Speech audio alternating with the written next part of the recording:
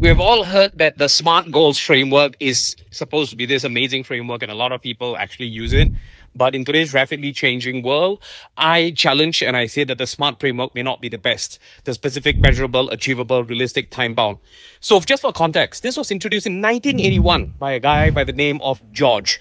And it was meant to bring clarity and measurability. But also, let's remember what 1981 might have looked like. Things are not as dynamic and as fast moving.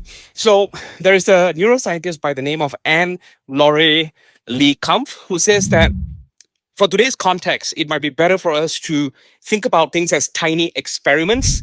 So she wrote a book about this as well. So she says we have to do like small scale experiments where you test, you measure, and you adapt. It's very similar to agile and design thinking. But I think it's really fresh when we introduce tiny experiments to the team because it allows people to, feel that, yes, it's okay to fail because that's part of the process of getting it there. So instead of saying, I want to write a book, just say, I'm going to experiment writing for 5 minutes. Instead of saying, we're going to get a brand new customer, just say, I'm going to experiment connecting with people, adding value, and we'll see where it goes from there. So here are some quick steps on how you can apply the tiny experiments. First, identify a specific challenge. This is really important. Design a very small, low risk type experiment. Execute, gather some feedback. And then the last one is always to analyze the results and iteration after that and see where it goes.